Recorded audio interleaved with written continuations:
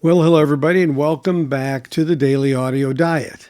Today I want to share with you a list of albums that have insane stereo imaging that may make you rethink the placement of your speakers.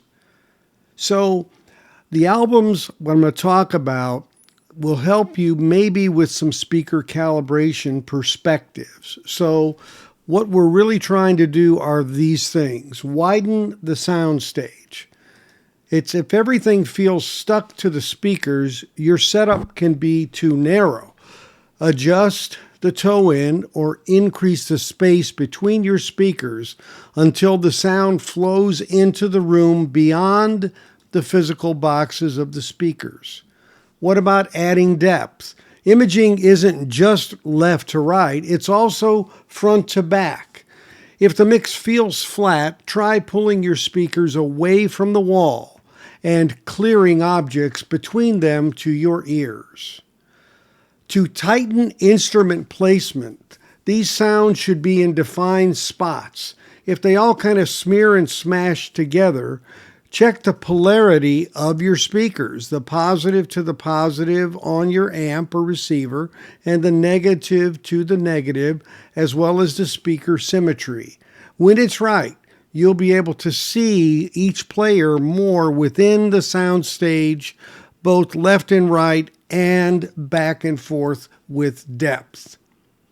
Anchoring the center image is extremely important. The lead vocals should stay locked into the middle. Now, this is for recordings where the lead vocal is in the middle, because sometimes voices do drift left and right by design when they are mixed.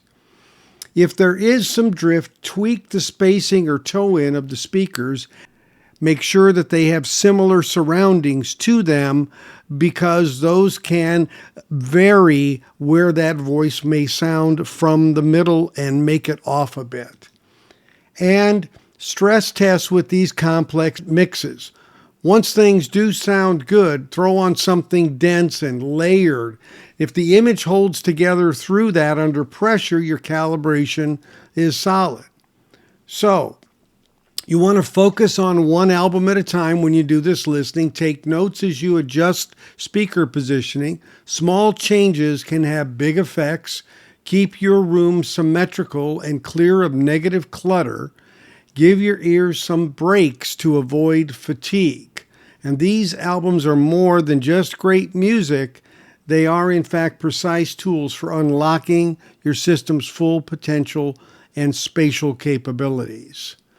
So, here they are. Number one, Pink Floyd's Dark Side of the Moon. That one isn't really a shocker. Money is one of the most famous test tracks to audiophile circles for good reason. The loop of cash moves around left and right, and it gives you sort of an idea of orientation. The Time song has staggered entrance of ticking clocks and alarm bells, and it should be very precise in its sound field. And the heartbeat of Speak to Me is another subtle test. Low frequency pulse should be there and be solid right in the middle. Steely Dan Asia is another great example. Black Cow might be more revealing because its vocal has layering and horn accents that are placed there and that you should hear. Dire Straits, Brothers in Arms.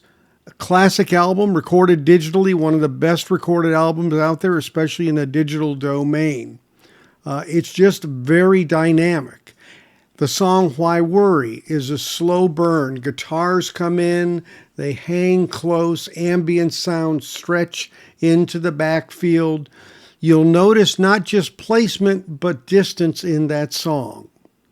Roger Waters' Amused to Death, which was recorded with Q Sound, which I will be doing a video on very soon. Many of these images of sound will come even to your very side, as if there was a speaker right next to you. And the depth and breadth of some of the backgrounds, including the dogs barking and things of that nature, are unbelievable. Producer Patrick Leonard said he used spatial effects that are so integral to the experience of this record, and they're there. Some imaging experiments in stereo from the 2000s are Wilco's Yankee Hotel Foxtrot. That's the one that has the two towers from Chicago, known as Marina Towers, on the cover. The Postal Service, Give It Up, from 2003. LCD Sound System, the self-titled album from 2005. Burial with Untrue from 2007. The band Yellow with Touch from 2009. Modern albums that push stereo imaging even further. Tame Impala with the song Lonerism from 2012. Kendrick Lamar's To Pimp a Butterfly from 2015. Lord's Melodrama from 2017. The War on Drugs with a Deeper Understanding, 2017. Nick Cave and the Bad Seeds with Ghosteen, 2019. Michael Kiwanuka with the album Kiwanuka from 2019.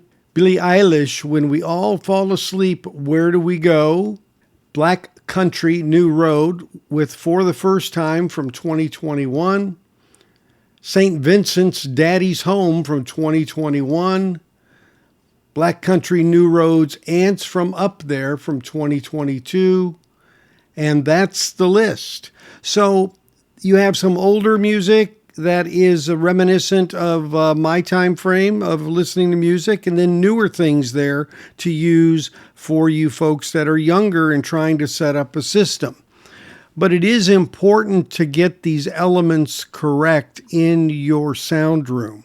The speaker location and the way that they're set up is very critical. Now, there are things beyond that, of course, like the ambience of the room and whether you need any treatment in the room because of a lot of hard surfaces that go well beyond this. But this at least will help in the stereo imaging of the speakers and whether they're presenting to you accuracy, left to right, and in depth, so that you know that you are in fact getting the best presentation of what was intended. These Q-Sound LPs that were done are very, and their CDs as well with Q-Sound, of course, are very important ones because they really give you a bit of a 3D effect. Madonna's The Immaculate Collection, or her greatest hits, is another great album that has that, as well as Michael Jackson's Dangerous. So I'll be talking more about Q-Sound later on. But that's it for today's Daily Audio Diet. Check out your speakers for good imaging. It makes a difference. We'll catch you tomorrow for our next Daily Audio Diet.